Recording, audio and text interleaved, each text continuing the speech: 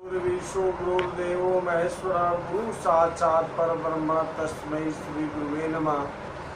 हर कार्य को शुरू करने से पूर्व अपने गुरु को याद करना चाहिए, स्थान देवता को याद करना चाहिए। गुरु की कृपा से ही ज्ञान मिलती है, गुरु भगवान से भी बढ़कर है। इसलिए हम गुरु का स्मरण करते हुए आज की नींव परक कहानी सुसंगठित परिवार सुखी परिवार को आपके सामने प्रस्तुत कर रहा हूँ। आप उसे ध्यान से सुने। एक परिवार है जिसमें 3 भाई हैं। बड़ा भाई धर्म के रास्ते पर चलते हुए भगवान के भरोसे पूरे परिवार को उसके कर्म के आधार पर भगवत भक्ति करता है कि हे प्रभु, आप ही जो हैं वो हैं, हम तो केवल आपके भरोसे अपने जीवन की डोर छोड़ रखे हैं। बीच वाले को गांव में घूमकर, क्षेत्र में घूमकर, समाज में घूमकर लोगों के झगड़े का निपटारा करता है, जिससे वह अर्थ कमाकर जीवन की डोर को चलाता है, परिवार की आर्थिक व्यवस्था को मजबूत करता है। तीसरा भाई जो है वह खेती करता है, हल चलाता है, अन्न उपजाता है, जिससे परिवार का भरण पोषण होता है। इस प्रकार से तीनों भाइयों में बहुत प्रेम है। भगवत कृपा, अर्थ जगत, अन्न देवता तीनों प्रसन्न हैं। एक साथ तीनों भाई दोपहर में शाम को खाते हैं, बैठकर हंसी हिलोली होती है, मजाक होता है और आनंद की वर्षा लेते हुए वे पूरे जीवन को चलाते हैं। लेकिन कहा जाता है कि समाज में, आज के समाज में लोग अपने दुख से दुखी नहीं हैं, दूसरे के सुख से दुखी हैं। इसलिए कुछ लोग लग गए परिवार को तोड़ने के लिए। कोई कहता है बीच वाले से, अरे तेरा तो बड़ा भाई बस बैठकर ऐश कर रहा है, सुबह निकल जाता है और जाकर नहा धोकर भगवान का भजन करता है, दोपहर में आता है, पेट भर लेता है, आराम करता है, फिर शाम को 3 बजे निकल जाता है, फिर भजन करता है, शाम को आता है, खाता है, अपना निमक पड़ा है। वो तो कुछ करता ही नहीं है, तू बेचारा दिन भर काम करता रहता है। उसी तरह छोटे को भी भड़का रहे हैं। किसी बात को बार बार कहने से दिमाग में घुस जाता है। दोनों भाइयों को लगा, उनकी पत्नियों को लगा, ये तो सही कह रहे भाई, हमारे पति काम करेंगे और ये बैठे रहेंगे, ऐसे कैसे हो सकता है, बांटवारा कर लो। अगले दिन कुछ समय बाद बातें पड़ी। दोपहर में जब भाई खाने बैठा, खाने के बाद बीच वाले ने कहा, भैया आप भाइयों का मन मिल नहीं रहा है, बंटवारा कर लिया जाए, आज आप मंदिर मत जाइएगा, बंटवारा होगा। बड़े भाई क्या, कोई बात नहीं, जो मेरा है वो दे देना, मैं तो अपनी भजन में लगा हूं। जैसे बेचारे वे धार्मिक प्रवृत्ति के थे, उसी तरह से उनकी पत्नी भी पतिव्रता थी। स्त्रियों के लिए अनुसुईया ने भी बताया है कि न किसी व्रत की जरूरत है, न किसी पूजा की जरूरत है, उन्हें तो सिर्फ पति की सेवा ही सबसे बड़ी भक्ति है। कोई व्रत न करे, पति की इच्छानुसार पति की सेवा में ही उनकी सबसे बड़ी भक्ति है। बड़े भाई 3 बजा निकल गए और कहे, सुनो, जो भी वो बंटवारा में तुझे दे देंगे तू ले लेना और कुछ भी नहीं कहना, उन्हें उनको ले, तुम्हें जो मिले उसे लेकर रख लेना। अपना दोनों छोटे भाई, बीच वाले और छोटे, अपना पैसा कमा रहे, मस्ती में चल रहे हैं। बड़ा वाला अपनी भक्ति के रास्ते में चल रहा है। धीरे धीरे जो अन्न धन मिला था वह खत्म हो गया। पत्नी बेचारी पति से कहती है, उसके बावजूद भी पति को तो भगवान पर भरोसा है कि सब कुछ करने वाले वो, ये बिन वाले की बात नहीं बोले, हम तो उनके बंदे हैं, उनका कार्य है मेरा पालन पोषण करना, मैं तो भगवत भक्ति करता हूँ, उसके सिवा कुछ जानता ही नहीं। अपनी भक्ति में लगे। एक दिन ऐसा आया कि घर में कुछ भी नहीं बचा। जब सुबह जाने लगे तो पत्नी बोली, श्रीमान जी भगवत की भगवान की भोग नहीं लगेगी, क्या करूं? बेचारे गए, अपना भगवत भजन कर रहे थे। उसमें एक जगह आया, ये सभी जानते, समाज जानता, संसार जानता है कि सबके पालन पोषण करने वाले वही हैं।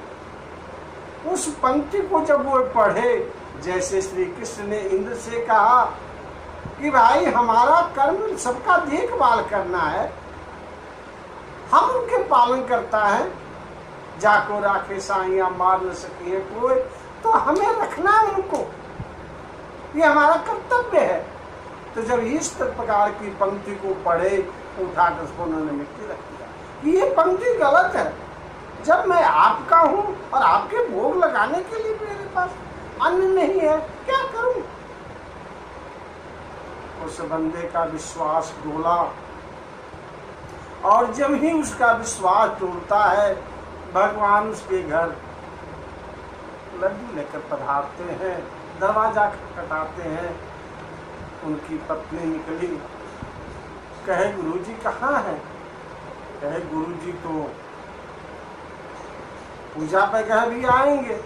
कहे ये दे देना, भगवान को भोग लगा देंगे। कहे आप कौन? तो मैं उनका शिष्य हूँ। कहे उन्होंने तो कभी किसी को शिष्य नहीं बनाया, उससे कभी नहीं बताया कि मैं किसी को शिष्य बनाया हूँ, इसलिए मैं नहीं लूंगी। उन्होंने हमें मना किया है किसी से कुछ नहीं लेना। क्या ठीक है, मैं कहाँ दे रहा हूँ? कहना कि जो पंक्ति पढ़ रहे थे और जिस पर मिट्टी लगाए वही शिष्य आया था। बड़ी कहने के बाद भगवान की बात को कौन टाल सकता है? बेचारी है, वो बेचारे उधर से दुखी आ रहे थे कि मेरे घर भगवान को भोग लगाने के लिए नहीं है।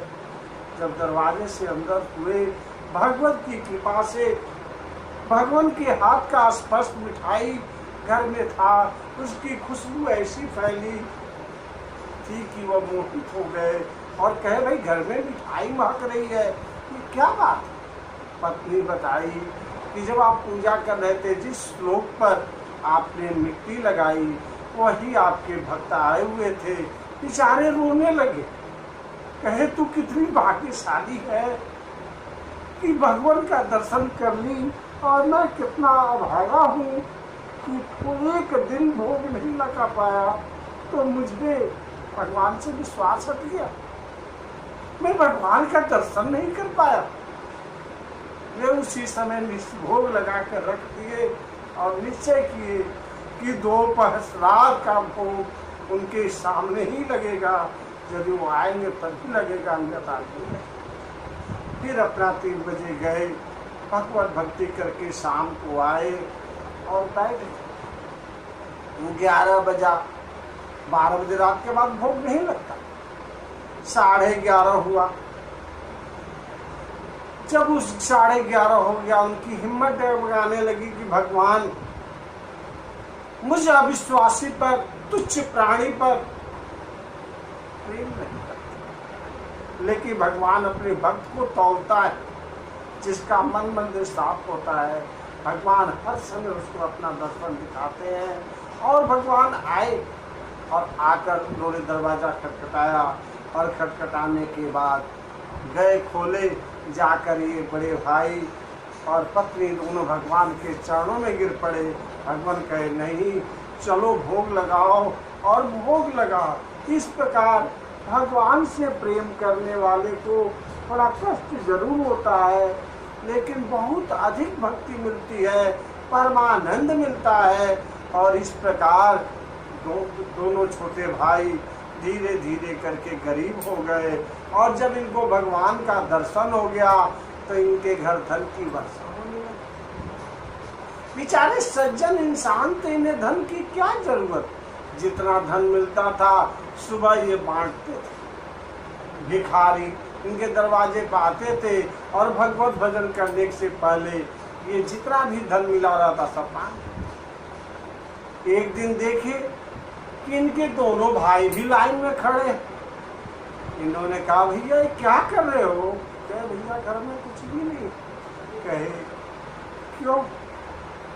ये तुम्हारा ही तो धन है, आओ संभालो, देखो सुनो। हमें धन से क्या मतलब? हमारी तो ये आत्मा परमात्मा का है, मेरा यह जन्म परमात्मा से है।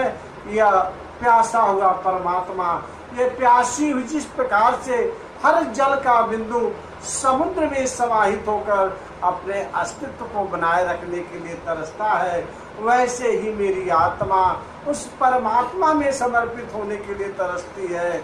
मुझे इस माया, मोह, अविद्या, लोभ, लालच, किसी क्रोध, मद, अहम किसी भी चीज से कोई मतलब नहीं है। मैं तो उनका हूँ। जाहि विधि राखे राम ताहि विधि रहिए, सीताराम सीताराम सीताराम कहिए। मैं उस परम परमात्मा की भजन में ही देख रहा हूँ, उन्हीं में लगा हूँ। कोई पूर्ण विश्वास से अपना जीवन जी रहा हूँ। मुझे उन्हीं का भजन करना है। मुझे इस माया मोह की, इस नकली धन की मुझे कोई जरूरत नहीं है। इस प्रकार से फिर तीनों भाई एक हुए, परिवार संगठित हुआ और एक साथ रहने लगे। उनमें परम आनंद की प्राप्ति हुई और वे जो चुगली किए वह मुंह देखते रह गए। अर्थात समाज में, घर में हर परिवार के महत्व को समझना चाहिए। छोटा है, यदि खेती कर रहा है उसका भी उतना ही महत्व है, जो बाहर पैसा कमा रहा है उसका भी उतना ही महत्व है, जो पढ़ा लिखा इंसान है उसका भी उतना ही महत्व है। सबको इनके महत्व, समान महत्व दीजिए। ये नहीं है कि आपके पास पैसा है तो आप जो खेती कर रहा है उसे तुच्छ समझे। यदि मनुष्य के अंदर एक बार हीन भावना उत्पन्न हो जाती है वह उठ नहीं पाता। कितना धन दौलत हो जाए वह उठ नहीं पाता। हिंदी में मनु भंडारी नाम की जो लेखिका है, 5 बहनों में वह सबसे छोटी थी, चौथे नंबर की थी, जो थोड़ी काली थी और उनके पिता को गोरे रंग बड़े पसंद थे। अन्य लड़कियों से प्रेम करते थे, वो उसे हीन भावना से देखते थे। और वह उन्होंने मनु भंडारी ने अपनी जीवनी में लिखी है कि मैं इतने ऊंचे पद तक पहुंच गई। देश की महान लेखिकाओं में उनकी गणना की जाती है कहानी लिखने में, लेकिन वह बेचारी उस महत्वपूर्ण मन के अंदर जो हीन भावना पैदा हुई थी वह उससे उठ नहीं पाई, उनके कुंठा में बैठ गई। इसलिए आप सभी से आग्रह है कि परिवार के सभी सदस्यों को समान महत्व दें, चाहे वह अनपढ़ हो, चाहे वह काला हो, चाहे वह धनवान हो, चाहे अधिक पैसा कमाए या कम कमाए, खेती करे, लेकिन उसके भाव को समझें। ये नहीं कि वह आपके एक आदेश पर लट्टू है, मर मिटने को तैयार है और आप उसे बेवकूफ समझते हैं। यह समानता नहीं। जब आप समान समझेंगे तो उसी प्रकार तीनों भाई जैसे वह सुखी संपन्न अंत में सद्बुद्धि आई और परमानंद को प्राप्त हुए, वैसे ही आप सब में भी यदि प्रेम मोहब्बत, सब में समानता है, ना कोई छोटा ना कोई बड़ा। जहाँ सुमतितः संपत्ति नाना, जहाँ कुमतितः विपत्ति निराना। सुमति होनी चाहिए, सद्बुद्धि होनी चाहिए। आप बड़े हैं तो आपके अंदर बड़कपन होना चाहिए, छोटे को संभाल कर लेकर चलने की तमन्ना होनी चाहिए, जिसके द्वारा आपकी महानता होगी। आपके परिवार के सभी सदस्य अपना अपना होता है, पराया पराया होता है।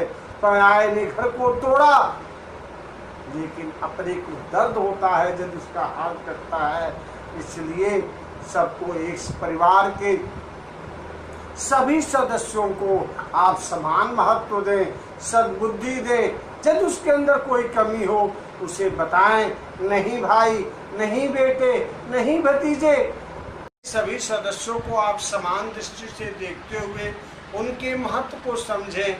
जैसे भोले शंकर में देखिए, कार्तिकेय जी बड़े हैं, लेकिन गणेश में प्रतिभा है, उन्होंने गणेश को महत्व दिया।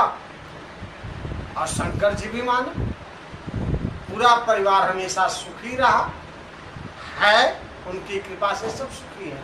इसलिए परिवार के सब सदस्यों का महत्व देते हुए, हरि भजन करते हुए, अपने कर्म को करते हुए, परिवार के सभी सदस्यों को उनके कार्य के अनुसार उनका महत्व समान रूप से देते हुए परिवार को संगठित सुसज्जित रखिए। सुखी परिवार रहेगा, दूसरे को कुछ भी कहने का मौका नहीं मिलेगा। इतना दृढ़ विश्वास रखें कि दूसरा आपके परिवार में झांक न सके, वो से इस प्रकार की कोई भावना न हो। यह कहानी आप सुने जो आपके समाज से, परिवार से, जो हर जगह समाज की सबसे छोटी इकाई परिवार है उससे जुड़ी हुई है, तो इसे आप अपना मार्गदर्शन समझते हुए समाज की दृढ़ता को बनाए रखें। और यदि आपको इस कहानी अच्छी लगती है तो आप इसे सब्सक्राइब करें, हमारे नारायण स्टडी पॉइंट्स ग्रुप पर संपर्क करें, उस पर अपने विचार व्यक्त करें और सुझाव दें। यदि और भी